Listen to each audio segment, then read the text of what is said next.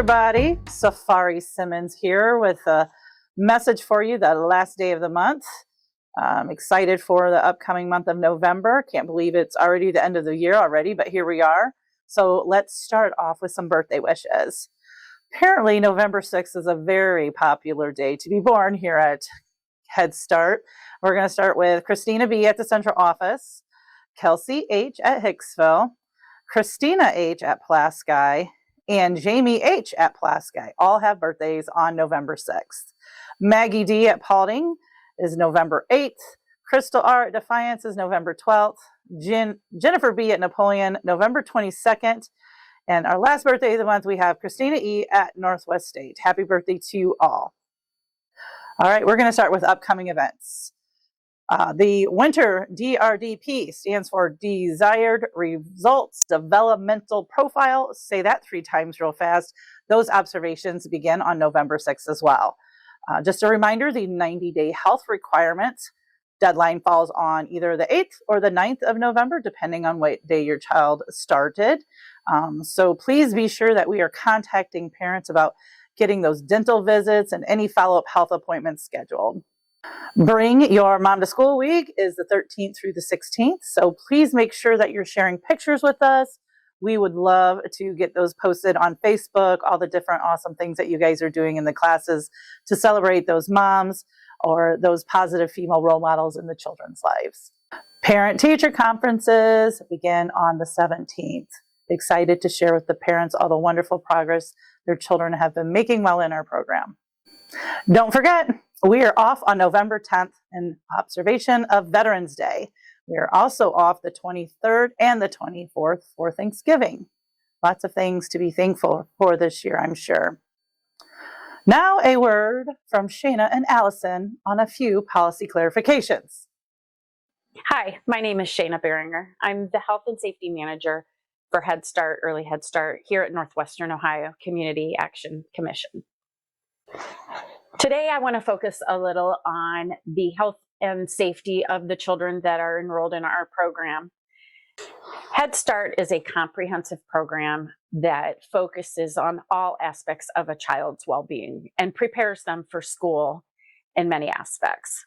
Health services is really one of the first things that we need to understand about each individual child to get them their best beginnings and ready for school. To do that, we have several areas that we like to focus in on requirements that are due in different segments of the beginning of the program year. In your staff calendar, you will find a 30, 45, and 90-day reference sheet. May not look exactly like this, that you can reference to if you ever need to remember which one of the requirements is due. These due dates are all based upon the child's entry first day of class. We like to call it button seat, or their first home visit with the home visitor. So one of the first steps in understanding the status of a child's healthcare needs would be to identify if they have a medical and dental home. This is sometimes difficult because coming from rural communities, we don't always have access to the medical professionals that we need. But within 30 days of enrollment, we need to find that out. And generally that could be a conversation with the parent through your first home visit, maybe at the open house. But that information is identified and recorded in a couple different places. One would be the EHI, another would potentially just be on the child's physical or dental form itself. So within 30 days, we need to identify a couple major things. One being if they have health insurance. And if that child does not have health insurance, we need to, as soon as possible, get them signed up or lined up with an agency that can assist them in getting some type of medical coverage. Head Start can pay for some of the screenings and other needed medical procedures that the child may have, but we are the payer of last resort. So we need to make sure that they do not have any other potential way to pay for those costs. So Included in this 30-day requirement would be all of the well baby checks for our early Head Start participants. Infants need to follow more of a well child visit schedule that the American Academy of Pediatrics references. And it's more of that 2-month, 4, 6, 9, 12-month. And we do have reference sheets on our website if you are a home visitor and you would like to see more details about that, or of course, always reach out to me. A second thing is a record of immunizations. A child does not need to be completely up to date with their immunizations, but we do need to have them working on a track of scheduled immunizations. We have a policy and procedure in place for those families that want to waive that, but generally I like to have a conversation with that parent to discuss the pros and cons before they waive that right. You can reference that policy and procedure as well for the details. And the waiver form itself can also be printed off from the NOCAC.org website. So we're getting a health history, a dietary history, all of those things in a lot of that initial paperwork that comes in the enrollment pack for you. And some of it seems redundant, but we have multiple reasons that we're trying to gather that information. So we appreciate your cooperation and getting that stuff completed for us. So if we move on then to the 45-day requirements, these are more about screenings. Screenings, which are the 45-day requirements, are helpful to us so that we can determine where a child is falling in developmentally, where they're at. So that would include our vision screenings, our hearing screening, the social emotionally DECA, and then the actual developmental screening that we use, the ASQ.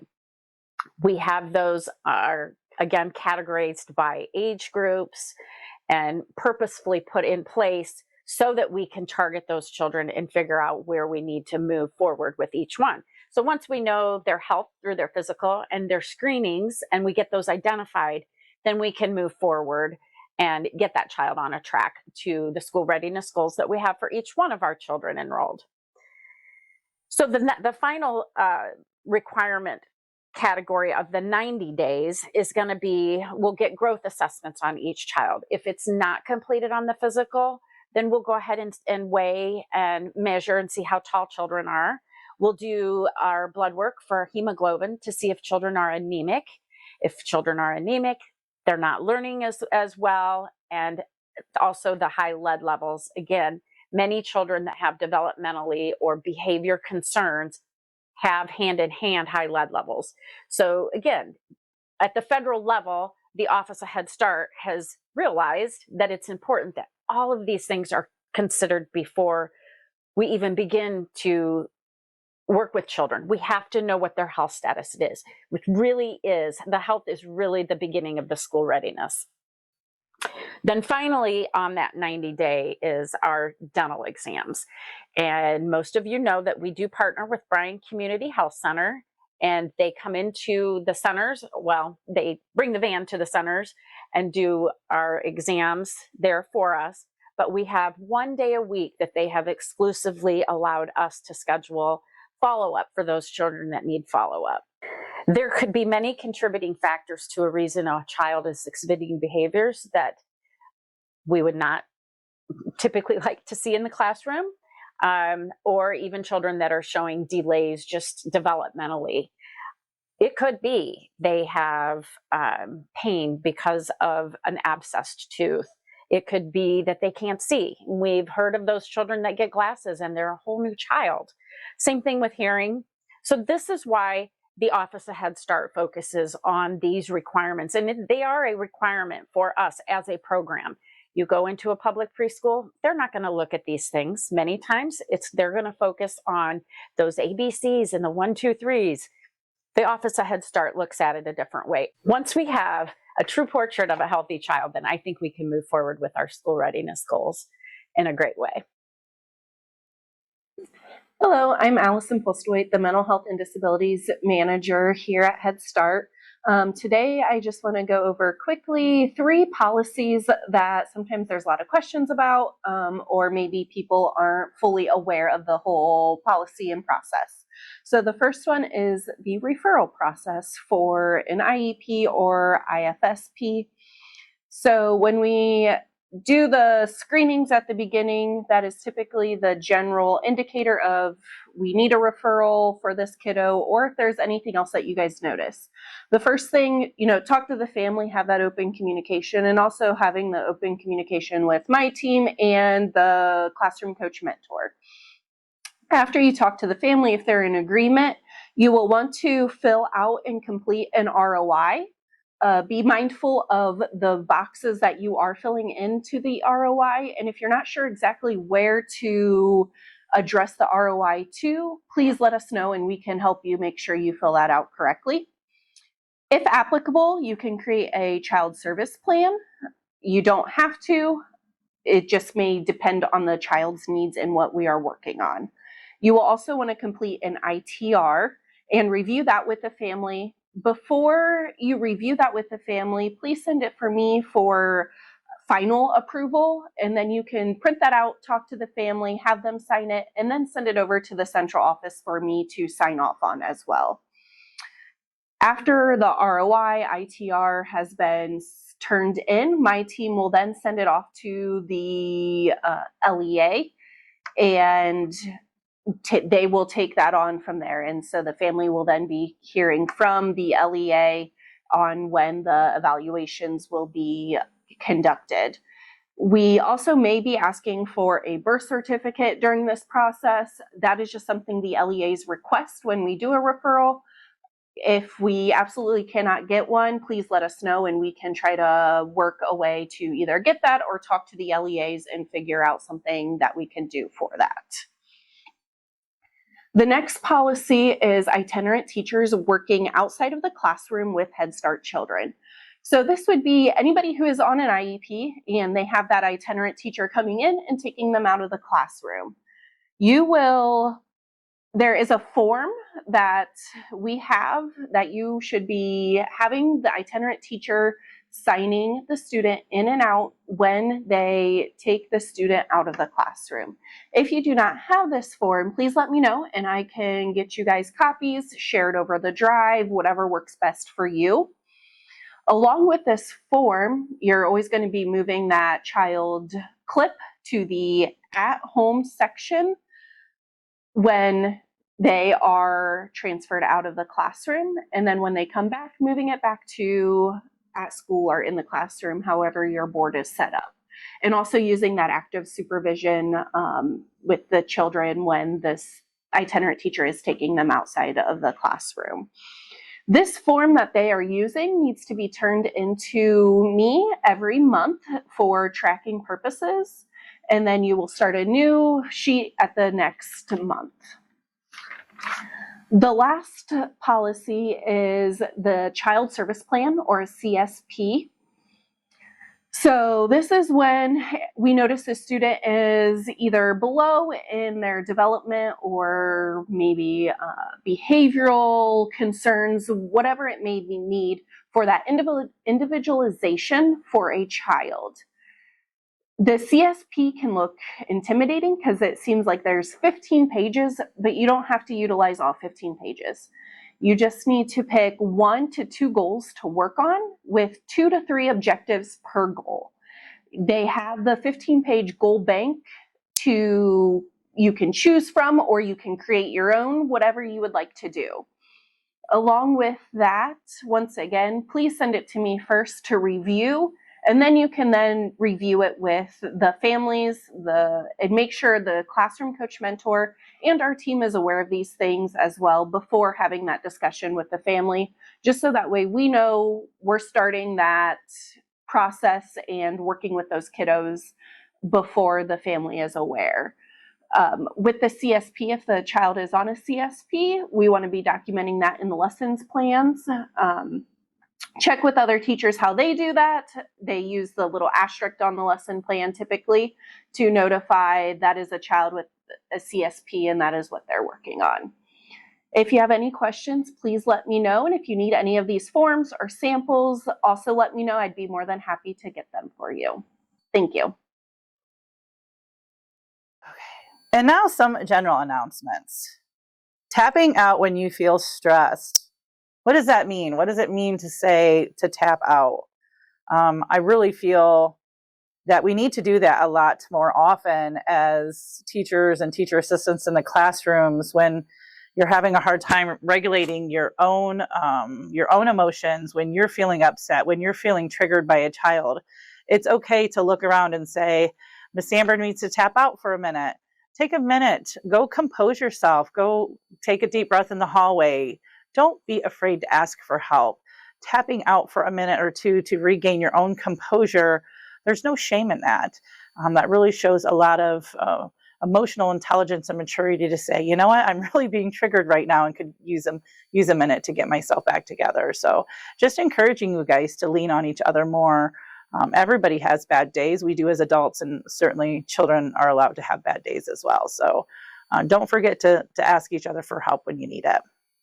Okay, the 4-day work week discussions have been rescheduled. You should have received an invite to your session.